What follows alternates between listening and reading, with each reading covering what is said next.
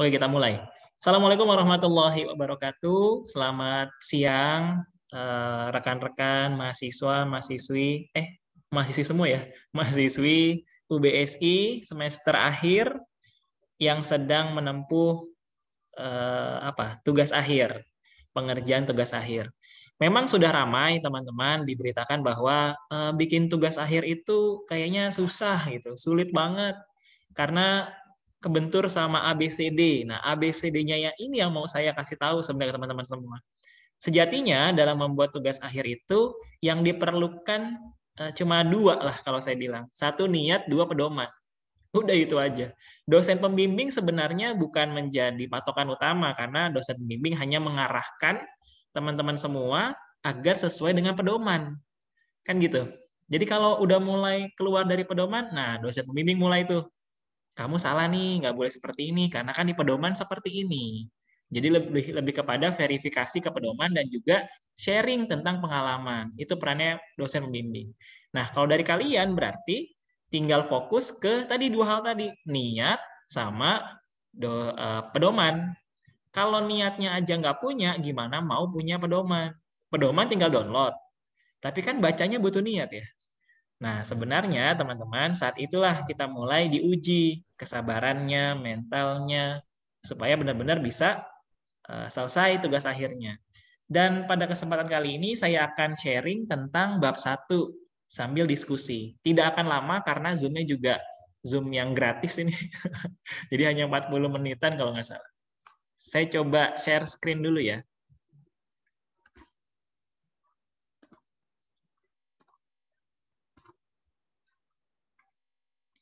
Jika tidak terlihat atau ngeblur, ya tinggal bilang aja. Nanti saya gedein atau perjelas. Kelihatan? Yang pakai HP nggak kelihatan biasanya. Kecil, Pak. Kelihatan nggak nih? Kelihatan, Pak. Kelihatan, Pak. Okay, good. Masih jelas berarti. Nah, untuk bab 1, ini pedoman ya, yang saya share adalah pedoman. Untuk bab 1 sebenarnya simpel sekali teman-teman semua. Cuma masalahnya kita kadang suka nggak buka pedoman halaman 70 nih. Halaman 60. Pedoman halaman 60 adalah penjelasan dari outline. Contoh, pendahuluan bab 1 latar belakang berisi fenomena yang terjadi dan gagasan yang mendasari alasan dasar mengapa judul tugas akhir yang dikemukakan menarik untuk dijadikan objek penelitian. Ini udah ada nih arahannya. Berarti kan bab 1 Anda, latar belakangnya, fenomenanya apa nih sekarang yang terjadi? Ya gitu ya. Fenomenanya lagi apa nih ya terkait judul. Misal mau ngomong tentang rekrutmen. Sementara kan saat ini lagi pandemi. Perusahaan juga kantornya itu efisiensi ya. Biasanya kan ya lagi efisiensi tentang SDM-nya. Berarti kan dalam proses rekrutmen harus lebih selektif lagi. Nggak main asal ngambil aja. Biasanya dia ngambil 50 orang sekali rekrutmen. Karena sekarang lagi efisiensi, berarti kan hanya 20 orang saja. Otomatis kalau ada efisiensi, mempertinggi lagi dong kualitas dalam rekrutmennya.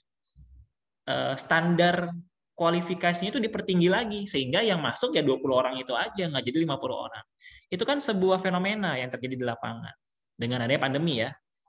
Judul lain misalnya, bisa kalian lihat lagi contoh yang ngambil kuantitatif, ngomongin tentang strategi pemasaran. Lagi pandemi, strategi pemasaran konvensional pasti nggak bakal kena, nggak bakal dapet ke masyarakat gitu, ke konsumen, nggak bisa langsung. Otomatis kan mau nggak mau harus kena digital marketing. Nah, dengan adanya digital marketing ini kan berarti teman-teman sudah tahu bahwa proses pemasaran di masa pandemi gini atau strategi pemasaran di masa pandemi gini harus pakai digital marketing. Nah, dalam digital marketing kan banyak tuh, ada SEO, ada media sosial, ada blast marketing, email marketing, ada banyak lah pokoknya. Ada Google Business, Google segala macam. Nah, teman-teman bisa ambil spesifikasi yang seperti itu. Dari kategori-kategori tersebut, dari indikator tersebut, yang mana yang paling mempengaruhi keputusan pembelian. Contohnya seperti itu kalau kuantitatif. Jadi, Dalam menyusun latar belakang, disarankan nggak perlu banyak-banyak lah kalau tugas akhir ya, kecuali skripsi atau tesis. Panjang tuh dasar pemikirannya dan terkonsep. Nah, kalau misalnya untuk teman-teman tugas akhir nih yang lagi pejuang tugas akhir saya bilangnya, ya cukup aja beberapa paragraf atau satu halaman setengah juga cukup kok. Misalnya paragraf pertama bicara tentang fenomena. Fenomena apa yang terjadi saat ini? Fenomenanya bagaimana? Terkait judul ya. Nggak melulu tentang COVID. Karena mungkin ada judul yang nggak ada hubungannya sama COVID, misalkan. Yang nggak melulu tentang COVID. Dan bukan lagi era globalisasi ya, teman-teman. Karena eranya udah beda nih sekarang. Udah nggak globalisasi lagi. Nah, setelah fenomena, apalagi yang disampaikan? Masalah. Ada nggak masalah di paragraf selanjutnya? Ada nggak masalah di perusahaan tersebut?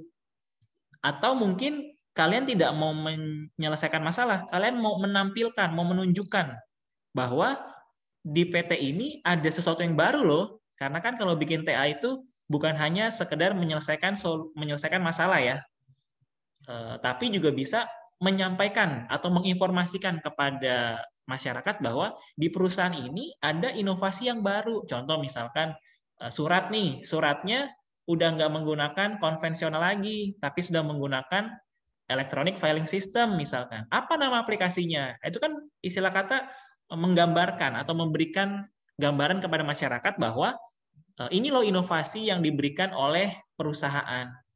Jadi teman-teman, tugas akhir tidak melulu menyajikan tentang permasalahan perusahaan, lalu kalian selesaikan masalah tersebut. Namun bisa juga tentang menyampaikan inovasi yang ada di perusahaan tersebut. Misalkan prosedur apa nih? Prosedur yang tadinya konvensional menjadi elektronik prosedurnya. Contoh seperti itu. Kayak sekarang SIM. Bikin SIM sekarang itu udah pakai aplikasi namanya Sinar. Tahu nggak? Nah, ini kan inovasi nih, keterbaruan. Bisa kalian riset tentang Sinar tersebut. Yang tadinya kita bikin SIM harus ke mana? Samsat ya? Kemana sih? Ya, situlah pokoknya ya. Bikin SIM, terus kan harus ada tes tertulis, tes mengendarai segala macam. Nah, karena pandemi, sekarang bikin SIM-nya bisa melalui aplikasi Sinar. Itu kan baru tuh. Bisa kalian masukkan dalam tugas akhir. Contoh aja. Jadi hal-hal yang baru, inovasi terbaru, bisa juga menjadi tugas akhir kalian dan dimasukkan ke dalam bab 1, yaitu latar belakang.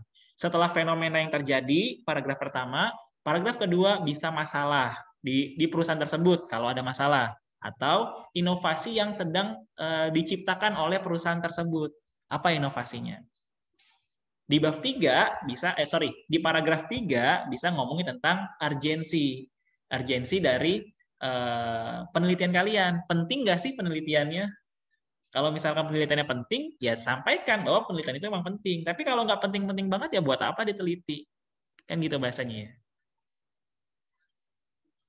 Nah, kalau misalkan ada lagi teman-teman, misal gini, yang sering banget saya lihat itu prosedur apa dibilangnya ya kalau di bank tuh pendaftaran misalkan, prosedur pendaftaran mahasiswa baru di kampus nih ya, prosedur pendaftaran mahasiswa baru di kampus ABC misalkan. Nggak perlu bikin TA kalau ngomongin prosedur pendaftaran mahasiswa baru. Kasih aja brosur ke penguji nih, Pak, ini brosur penerimaan mahasiswa baru. Nggak usah bikin TA. Jadi hal-hal yang seperti itu yang kadang tuh kita nggak penting-penting banget, ngapain sih dibikinin TA? Gitu ya. Jadi urgensinya apa di paragraf ketiga? Penting nggak penelitian ini untuk kalian angkat? Oh penting Pak, karena ini inovasi. Inovasi si perusahaan tersebut. Yang di perusahaan lain nggak digunakan misalkan. Atau di instansi pemerintah tersebut ada kebijakan seperti ini. Yang di instansi pemerintahan lain nggak diterapkan kebijakannya. Itu kan urgensi penelitian. Atau yang di kuantitatif. Oh penting Pak penelitian kuantitatif saya. Karena dengan adanya strategi digital marketing ini akan membuat omset kurang lebih naik 20-50%. Waduh, ada buktinya, ada risetnya. Jadi urgensi ini bisa masuk ke paragraf 3 kalian. Atau kalau memang nggak ada urgensinya, taruhlah manfaat atau tujuan dari penelitian kalian. Bukan tentang syarat kelulusan ya. Jadi nggak boleh tuh ada istilah kata-kata tujuan penelitian ini adalah supaya saya bisa lulus atau sebagai syarat kelulusan dari tugas akhir di UBSI. Nggak boleh seperti itu. Nggak boleh ada di TA kalian isinya tentang syarat kelulusan. Kalau dulu mungkin di tahun 2000-an lah ya, Masih dipakai tuh di BSI sebagai salah satu syarat kelulusan tugas akhir. Itu ada, tapi kalau sekarang udah enggak. Karena itu bukan kepentingan umum, itu kepentingan pribadi. Nah, kalau riset atau penelitian, nggak boleh kita mengutamakan kepentingan pribadi. Harus kepentingan umum. Oke, itu paragraf 3 atau paragraf keempat. Yang terakhir, baru kesimpulannya.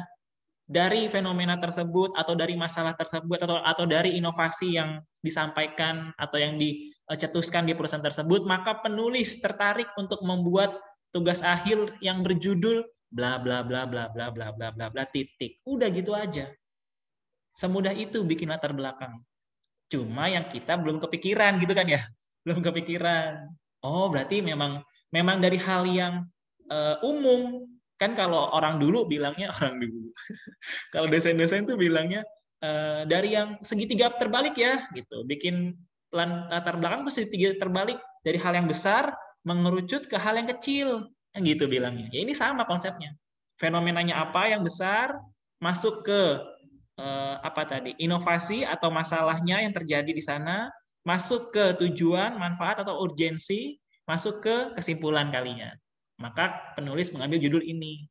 Itu latar belakangnya. Jadi saat kalian ditanya sama penguji, kenapa kamu ngambil judul ini? Bahas aja itu latar belakang sampai ini. Oh, karena fenomenanya sekarang yang terjadi seperti ini, Pak. Dan kebetulan pentingnya penelitiannya adalah untuk bla bla bla bla bla. Makanya saya ambil judul ini. Bukan lagi ngomongin, ya karena saya magangnya di situ, Pak. Kan nggak ada hubungannya sama latar belakang.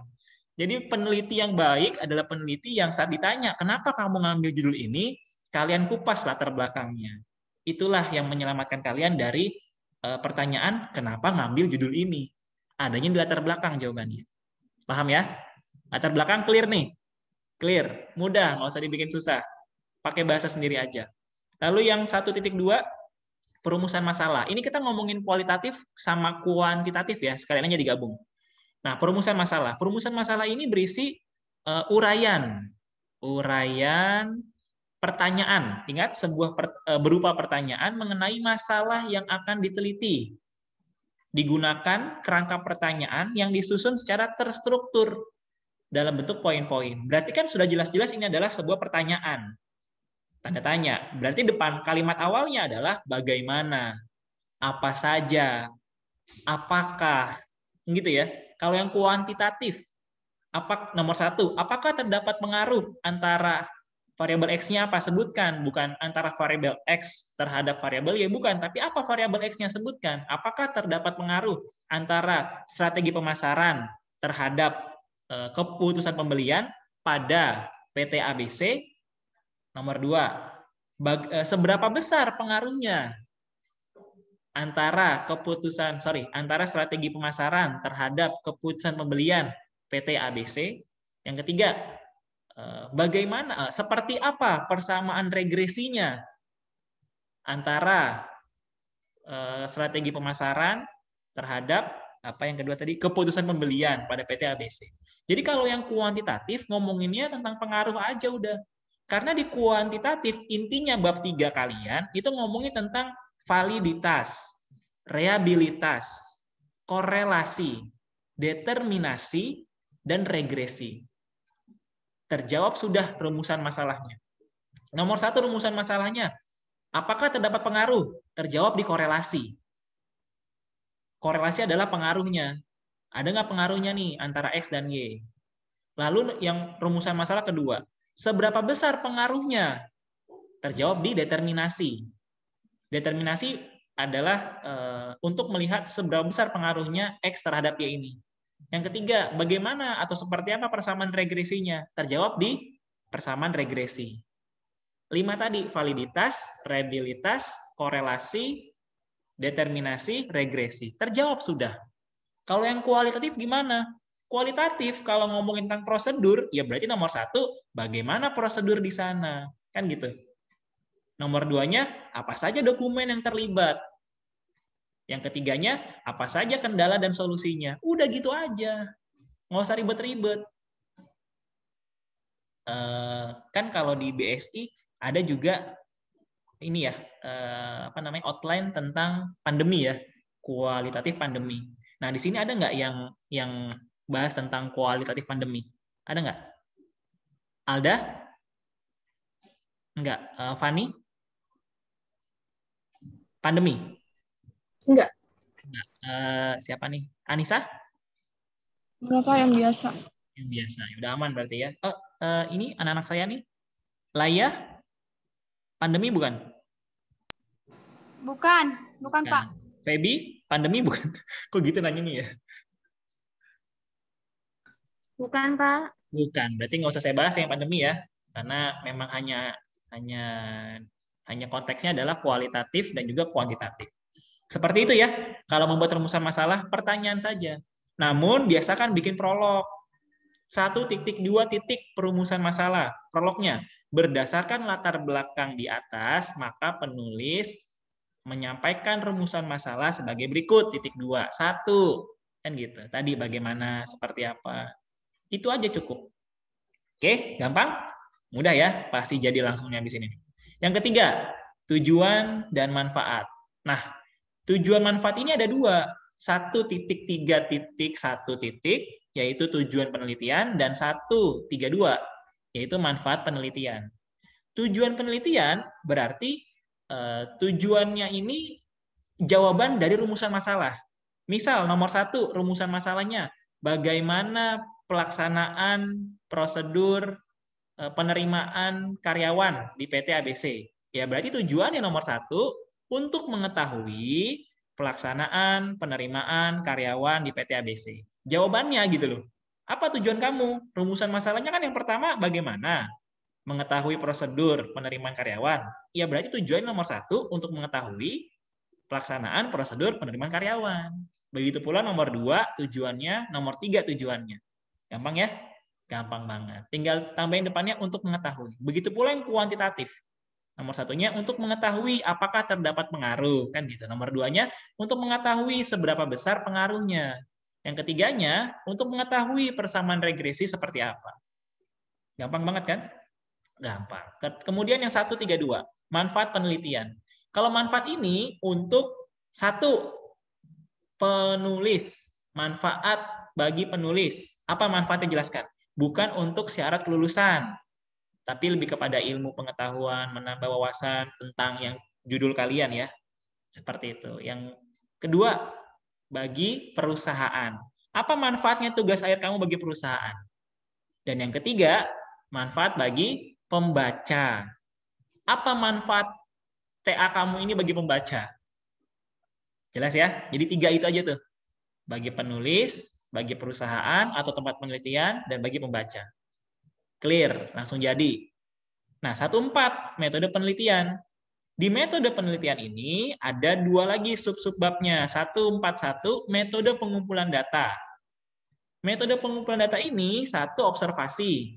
Observasi berarti jelaskan nih definisinya apa? Observasi menurut ahli ya. Pengertiannya apa tuh metode observasi menurut ahli? Kemudian kamu observasinya di mana? Sebutkan nama PT-nya. Kalau perlu sampai alamatnya yang jelas. Lengkap gitu. Setelah itu, setelah observasi, wawancara. Apa definisi wawancara menurut ahli? Menurut siapa? Sugiono misalkan. Kemudian, sama siapa kamu wawancaranya? Siapa key informant-nya? Dalam metode wawancara, untuk yang kualitatif ya, ini kuali dulu. Ada key informant, ada informant. Key informant ini adalah orang-orang yang punya atau yang membuat kebijakan terkait judul. Nah, informant adalah si pelaksana kebijakan tersebut. Paham ya? Jadi kalau misalkan key informant ini ke kabak, ketua bagian apa. Nah, informannya staf kabaknya. Atau key informant ini pokoknya levelnya lebih tinggi ketimbang informan. Intinya seperti itu. Karena dia yang punya kebijakan. Nah, informan pelaksananya, yang melaksanakan kegiatan tersebut, yang melaksanakan kebijakan tersebut. Jelas? Tuliskan namanya siapa, key informant, jabatannya apa. Di 1.4.1 bagian wawancara. Jelas tuh, clear udah semuanya. Kemudian yang dokumentasi. Ya, berarti ini definisinya apa nih? Metode dokumentasi. Tinggal jelaskan. Gampang lah kalau yang itu. Lanjut, 1.4.2, metode analisis data. Nah, kalau yang kualitatif, saya mundur lagi ya, 141 yang kuantitatif. 141 metode pengumpulan data kuantitatif berarti yang pertama adalah tentang dokumentasi. Kalau misalkan kalian observasi juga, ya boleh satunya observasi. Kemana observasinya? Ke kampus, ke sekolah, ke mana observasinya? Tapi kalau tidak ada observasi, hanya by online saja, ya berarti langsung dokumentasi. Yang kedua, kuesioner. Tambahkan tuh kuesioner. Kalau yang kuantitatif ya. Kenapa kuesioner? Karena kalian juga ada penyebaran kuesioner untuk mendapatkan angket. Menggunakan apa kuesionernya? Google Form. Karena kan nggak ada observasi. Pasti Google Form nih kuesionernya. Tapi kalau ada observasi, belum tentu Google Form. Bisa jadi cetak lembarannya, kuesionernya. Paham ya? Oke, lanjut kita 142. 142, metode analisis data. Kalian jelaskan, metode yang kalian gunakan apa? Analisis datanya apa? Ya sudah jelas, kalau yang kualitatif adalah metode analisis data yang digunakan kualitatif, deskriptif. Titik. Berikan pengertiannya menurut ahli. Apa itu metode analisis data kualitatif deskriptif? Menurut siapa segala macam. Begitu pula yang kuantitatif. Apa metodenya? Ya metodenya berarti kuantitatif deskriptif. Namun dalam kuantitatif juga dijelaskan menggunakan alat analisis data apa? Pakai SPSS, menggunakan AMOS, atau yang lainnya? Jelaskan di metode analisis data. Untuk yang kuantitatif ya. Lanjut ruang lingkup. Ruang lingkup ini isinya pembatasan. Ini penyelamat Anda. Saat judulnya terlalu besar, terlalu luas gitu ya maksudnya.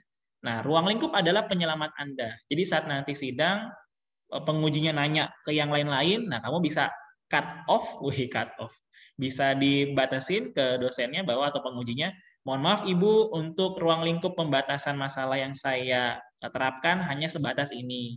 Namun izinkan saya untuk menjawab pertanyaan Ibu. Itu cakep tuh. Jadi pertama ngomong dulu, oh pembatasannya seperti ini. Namun izinkan saya menjawab kalau tahu. Tapi kalau nggak tahu ya tinggal bilang aja terserah. Diawali dengan tadi, mohon maaf. Gitu ya. Apa pembatasannya rekrutmen tadi?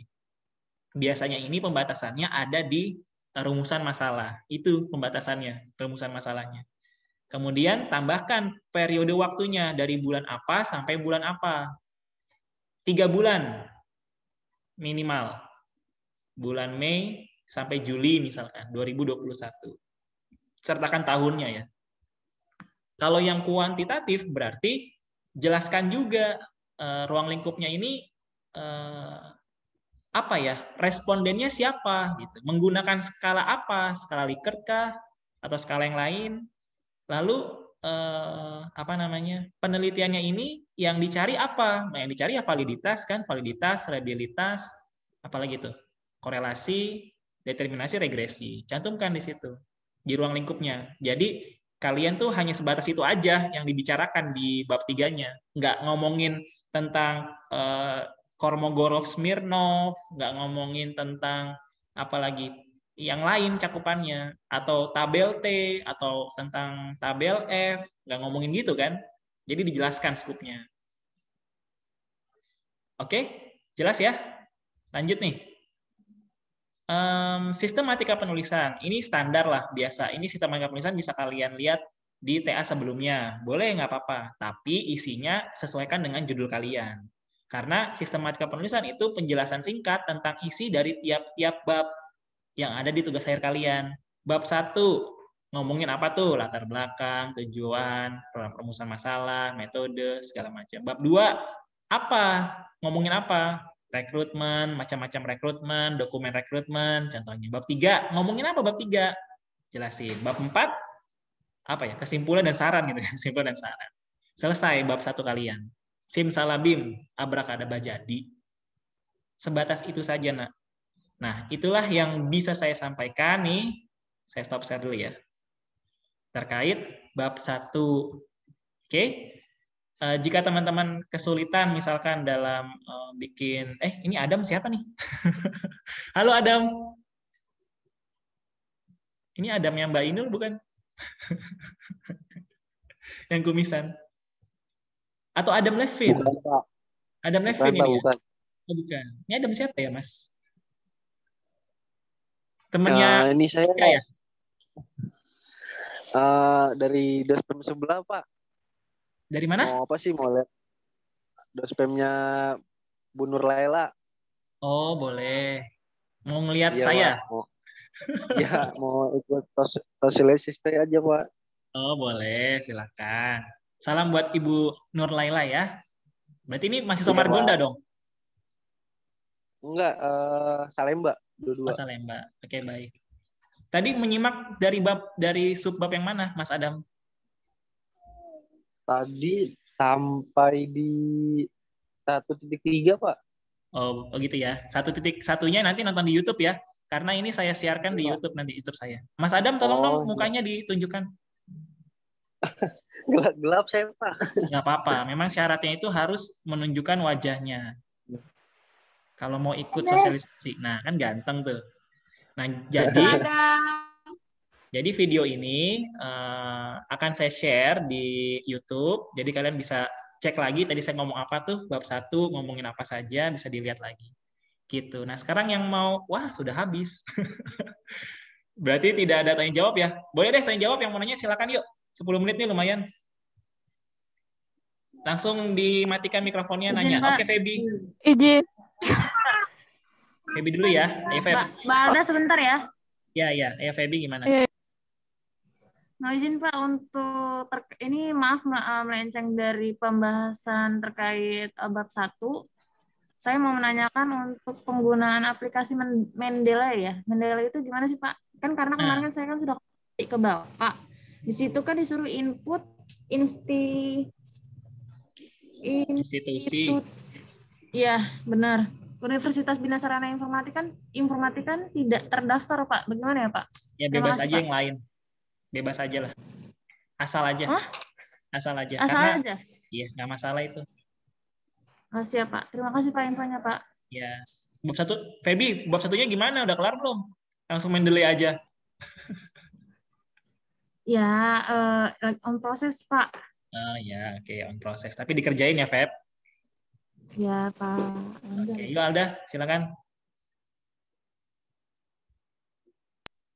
Izin bertanya, Pak. Kan judul TA saya tuh diganti ya. Awalnya tuh manajemen Intinya kearsipan. sekarang apa? Intinya sekarang apa? Intinya tuh jadi dirubah jadi manajemen perkantoran pada PT Samudra Berkah Adiguna. Nah, saya kan masih bingung tuh. Yang dibahas apa kalau manajemen perkantoran gitu. Itu idenya siapa? Siapa yang ngide itu? Ibu Yuni. Ibu Yuni. Siapapun itulah ya. Siapapun itu, ya silahkan. Terkait manajemen perkantoran, kamu punya buku nggak tentang manajemen perkantoran? Nah, itu Pak. Beli dulu bukunya tentang perkantoran. Setelah itu lihat daftar isinya. Di manajemen perkantoran biasanya ngomongin tentang tata letak kantor, tentang petikes, tentang penerimaan tamu, gitu-gitu tuh.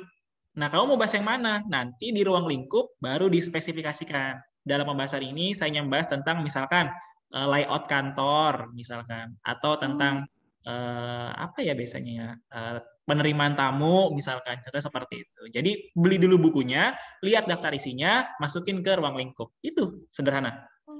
Karena kamu sekarang apa ya Pak? Karena nggak tahu dasarnya, gitu ya? Nggak tahu dasarnya. Oke Alda? Iya oke Pak. Terima kasih. Bukunya jangan yang bajakan. Iya Pak. Yuk, Mas Adam tadi mau nanya. Pak, YouTube-nya apa Pak ya? Ya, pertanyaan sangat bagus sekali. Ini penting sekali. YouTube-nya Brian Givan nih, sama seperti nama saya, mana ini, Brian Givan. Oh, iya. Tapi nggak pakai SMM. Subscribe ya. Iya, Pak. Siap. Siapa lagi mau nanya? Yuk, masih ada waktu, dikit lagi. Saya. Bisa. Nih Pak, kan judul saya itu tinjauan prosedur administrasi pengelolaan surat masuk keluar. Nah, itu kan udah dalam ruang lingkup sempit, atau di judulnya itu masih dalam ruang lingkup luas, tinjauan prosedur administrasi pengelolaan surat aja bagusnya. Bagusnya gitu, surat aja. Nanti di ruang lingkup baru disempitin. Oke, makasih Pak. Jadi gini, jadi kenapa saya arahkan ke yang luas, supaya di latar belakang bisa lebih bebas gitu omongannya. Nggak ngomongin surat masuk aja. Karena kan latar belakang merujuk pada judul dulu. Jadi di latar belakang ngomongin umumnya tentang surat, entah itu masuk atau keluar. Nah, baru kamu sampaikan nanti di ruang lingkup, ternyata surat masuk aja loh yang dibahas. Gitu. Oh, oke. Makasih, Pak. Yuk, Fani, senyum-senyum aja. Nanya dong. Nggak ada pertanyaan, Pak. Cukup. Loh, udah jadi berarti babnya. Bab satunya. Alhamdulillah. Iya, mantap. Siapa lagi nih tadi? Susi, kuantitatif gimana? Revisi ya, Nak?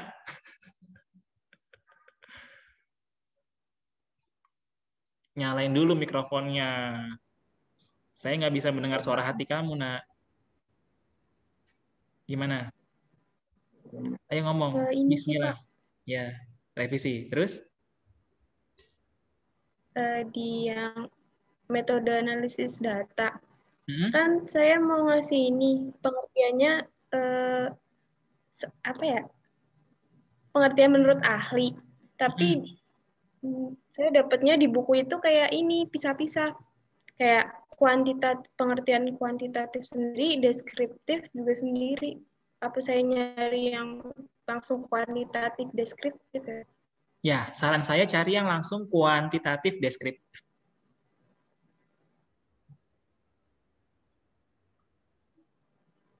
Pasti ada. Cari di jurnal. Kalau di buku nggak ada, di jurnal cari. Oke? Kalau mentok, ya udah pakai yang kedua. Pak. Tapi masih banyak waktu kan buat bikin, buat nyari. Laya, something wrong in your TA? Aman ya? Aman Pak, ini udah mau selesai, mau dikirim sama Bapak. Saudara kamu sudah saya ACC. Kamu juga harus bisa dapat ACC dari saya. Iya Pak, pasti bisa. Pasti bisa. Oke, cukup teman-teman semua? Cukup ya? Cukup Pak, thank you banget ya Pak waktunya. Terima kasih. Cukup, Pak, cukup. Ya, terima kasih Mas Adam. Mas Adam. Terima kasih Adam, Laya, Susi, Anissa, Alda, dan Fani yang sudah join di pembahasan tentang bab 1 tugas akhir di UBSI. Semoga TA-nya cepat di ACC ya oleh dosen pembimbing. Oh, satu saran saya. Saat kita sedang bimbingan kepada siapapun dosen pembimbingnya, tetaplah patuh pada aturan si dosen pembimbing tersebut. Karena setiap dosen pembimbing pasti punya gaya masing-masing, cara dia membuat anak-anaknya ini explore gitu. Explore maksudnya paham dengan apa yang dia bahas. Karena ada juga dospem yang gayanya kayak saya seperti ini. Ada juga gayanya yang militer gitu kan. 1, 2, 3 harus bisa. Ada juga yang gayanya macam-macam lah pokoknya. Nah teman-teman mungkin nggak ada lah kalau di prodi kita yang gayanya militer.